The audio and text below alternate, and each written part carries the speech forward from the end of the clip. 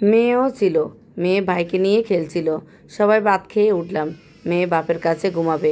অনেক রাত পর্যন্ত শামীমের বন্ধু বান্ধবরা সহ আড্ডা দিল। রাতে খাওয়ার পর শামীমের বন্ধু বান্ধবরা আসলো।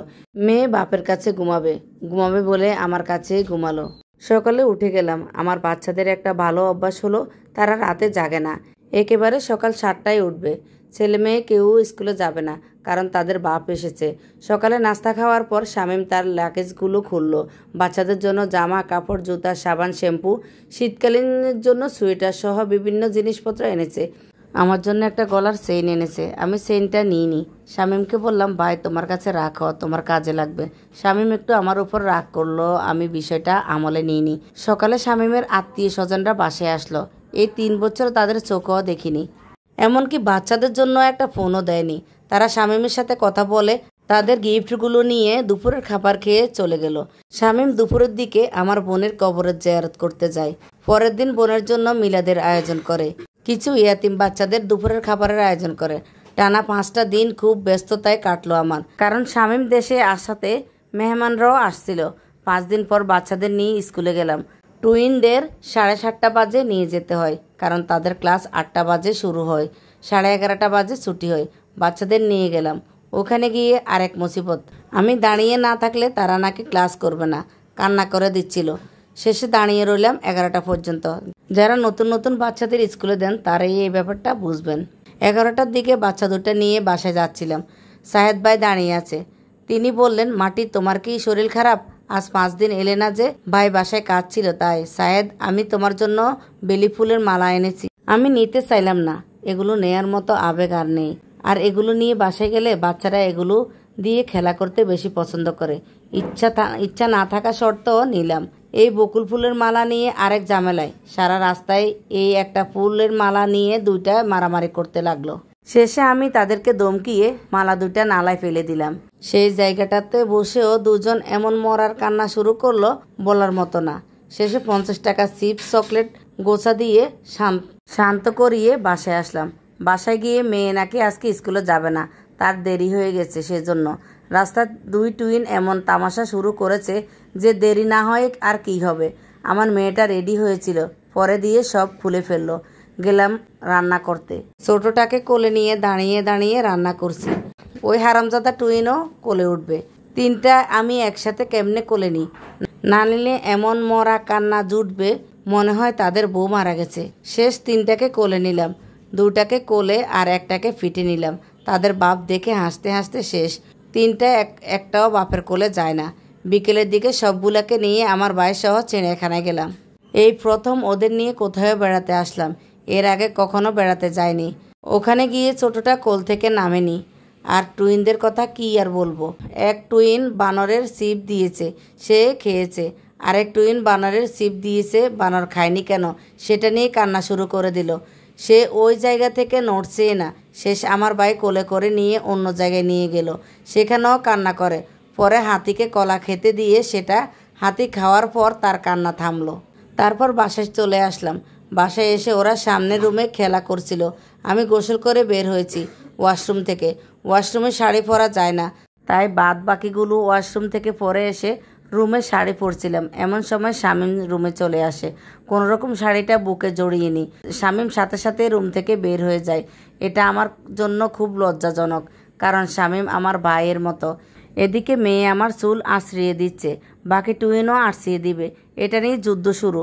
ওদের ধমকিয়ে সামলালাম আর নিজের চুল নিজে আঁচড়িয়ে নিলাম। রাতে ওদের খাবার খাইয়ে সবাইকে ঘুম পাড়ালাম। মেয়ে আবার বাবার সাথে ঘুমালো। পরের দিন স্কুলের জন্য আবারও রওনা দিলাম। দেখলাম সায়েদ ভাই দাঁড়িয়ে আছে। সে আমাকে দেখে বলল, মাটি, আজ তোমাদের বাসায় যাব, তোমার মায়ের কাছে। আমি কিছু বললাম না। আমি ওদের স্কুলে দিয়ে এসে দাঁড়িয়ে থেকে আবার নিয়ে আসলাম। মেয়েকে তার বাবা নিয়ে গেল। রাতের দিকে সায়েদ ভাই আমাদের বাসায় গেল তার মা বাবাকে নিয়ে। আমার মা তাদেরকে বলল 7 দিন পর জানাবে। পরের দিন মা বিষয়টা নিয়ে আমাকে জিজ্ঞেস করলো। তখন মাকে বললাম, মা, বাচ্চাগুলোর কি হবে? আর আমি ওদের ছেড়ে যেতে পারবো না। মা, আমার তো কখনো সন্তান হবে না, তুমি তো জানো। সায়েদকে জীবনে জড়িয়ে কী লাভ বলো? আজ না হোক কাল কিংবা পরশু ওনাদের তো সন্তান লাগবে। মা আমার কথা শুনে চুপ হয়ে গেল। পরে বিষয়টা সায়েদ ভাইকে জানালো। কিন্তু ভাই নাছোড়বান্দা, সে আমাকে বিয়ে করবেই। রাত বিরাত শামীমের বাসার সামনে এসে দাঁড়িয়ে থাকতো। প্রথম প্রথম শামীম বিষয়টা না জানলেও পরে সবটা জানে। শামীম আমাকে বলে, আপা আপনি শাহেদ ভাইকে বিয়ে করে নেন, আমার বাচ্চাদের জন্য নিজের জীবন শেষ করবেন না। 1 সপ্তাহ পর শামীম আমাকে আমাদের বাড়িতে পাঠিয়ে দেয় বাচ্চাদের ছাড়া। আমি বাচ্চাদের ছাড়া 10টা মিনিটও কোথাও থাকিনি। সেদিন বাপের বাড়িতে থাকতে আমার খুব কষ্ট হচ্ছিল। আমিও আর রাগ করে গেলাম না, কিন্তু বাচ্চাদের জন্য কাঁদছিলাম অনেক। শাহেদ ভাইয়ের মা এসে আংটি পরিয়ে দিয়ে গেল।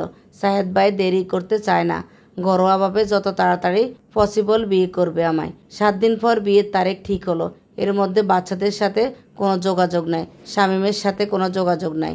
রাত 3টার দিকে দরজায় আওয়াজ। আমার ভাই গিয়ে দরজা খোলে অবাক, 4টা বাচ্চা নিয়ে শামীম এসেছে।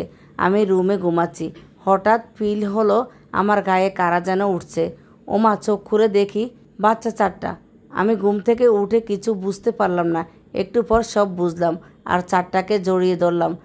টুইন 2টা আমাকে মারতে শুরু করলো। শামীম আমার মাকে বলল, আম্মা আপনার যদি অনুমতি থাকে, আপনি যদি চান তাহলে আমি মাটি আফাকে বিয়ে করতে চাই।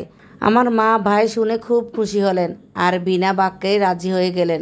আমাকে জিজ্ঞেস করার পর আমি বললাম, শামীম 2 বছরের ছোট, কেমনে কি, তারপরও আপনারা যা মনে করেন। আম্মা রাজি হয়ে গেল। সেই রাতে শামীম সহ সবাই আমাদের বাড়ি থেকে গেল।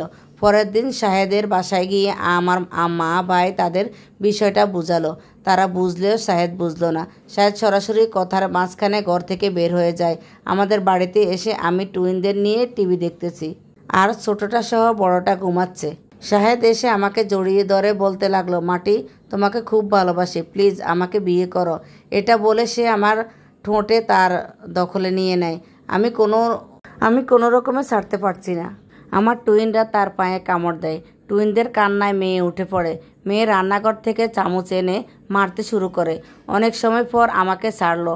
আমি শাহেদ ভাইকে শর্ট দিলাম আর মারার জন্য জুতো উঠালাম আর বললাম, এখনই চলে যান। তারপর বাথরুমে গিয়ে আমি গোসল করে আসলাম।